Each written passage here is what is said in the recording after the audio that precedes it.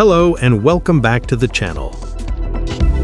After starting our visit to the Loire Valley at the Château de Chamerolles, we arrive on the banks of the Loire River, where we will visit Orléans, the capital of the Centre-Val de Loire region, with a past linked to Joan of Arc. And if you like our video, do not forget to like it, subscribe and activate notifications so that you know when we upload a new video.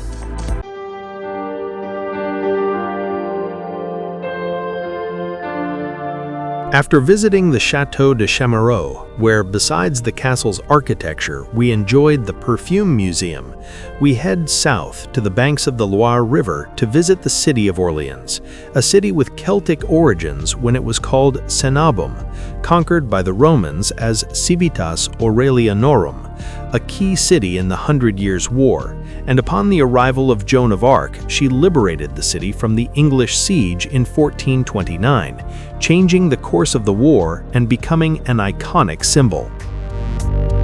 We cross the Loire River, and after a brief walk along its bank, we enter the historic center of Orleans, first discovering the church of Notre-Dame de Recouvrance, built between the 15th and 16th centuries and classified as a historical monument since 1918, erected on an ancient chapel dedicated to Notre-Dame de Bon Secours, invoked by the sailors of the Loire.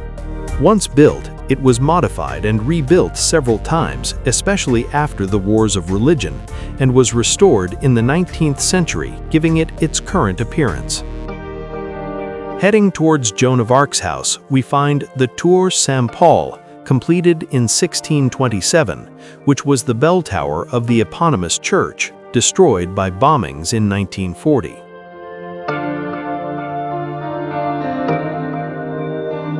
At the back of Joan of Arc's house, we find the Pavillon Colas de France, built in the 16th century, located at the back of the property of the house of François Colas, Lord of the Francs, intended to accommodate the archives and treasury of Colas de France, and one of the few buildings that escaped the bombing of 1940.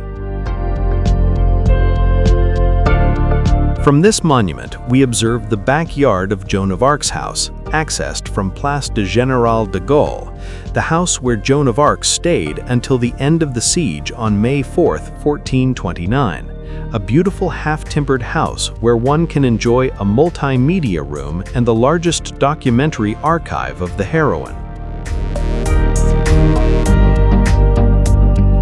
From the house, we have access to the large Joan d'Arc Street, where at the end we see the cathedral, but before visiting it, we will go to the nearby Place du Martroi, a large square dating from the Middle Ages, from which only the Porte Bagné remains from that period, an ancient defensive gate on the north side of the city.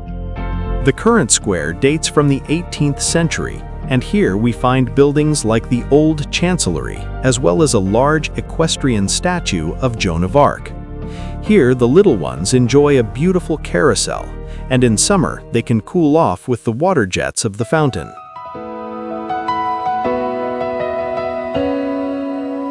We leave the Place du Martroi and head again to Rue Jeanne d'Arc, taking Rue Sainte-Catherine, a small street where we can enjoy several half-timbered houses, of which there are many in the historic center of Orleans, some dating back to the 14th century.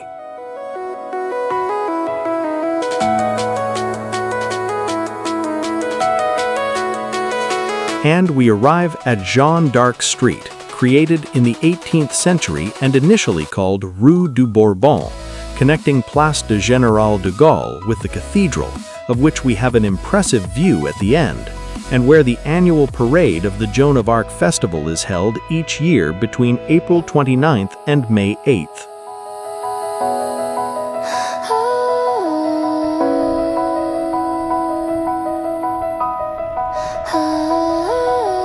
At the end of the street, we reach Place Sainte-Croix, where the magnificent Cathedral of Orleans is located.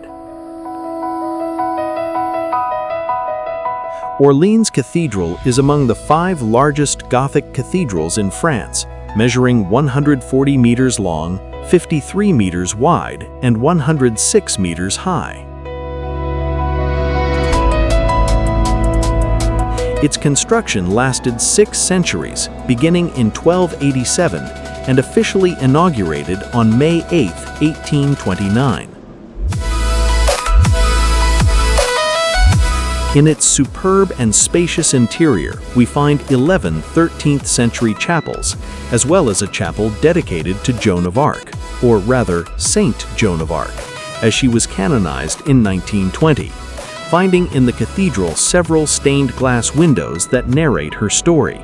And interestingly, the largest bell in the bell tower is also named Joan of Arc.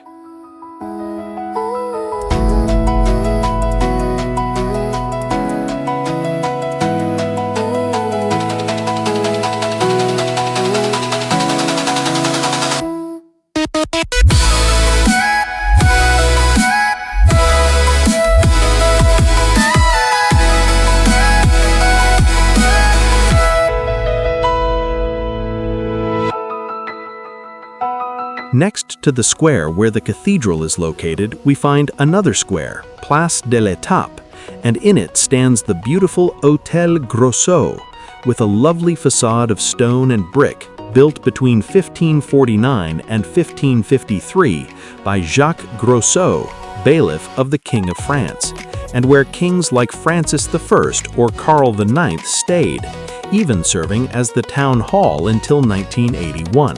Although the current town hall is located opposite the Hôtel Groslot. Behind the current town hall, we find the Campo Santo, the ancient city cemetery built in the 12th century, transformed into a grain market in the 16th century until its closure in the 18th century, and today a place for many of the city's cultural events.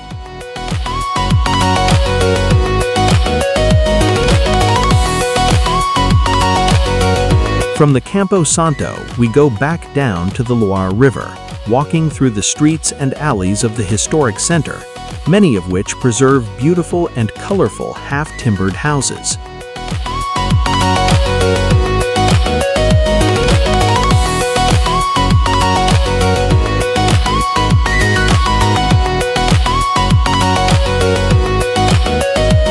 We arrive again at the Loire River, and since the rain has stopped, which accompanied us throughout our visit to Orléans, we enjoy a quiet walk along the riverbank, where we find several barges converted into floating homes, as well as 2 old boats now set up as restaurants, before crossing the river again and ending our visit to the city.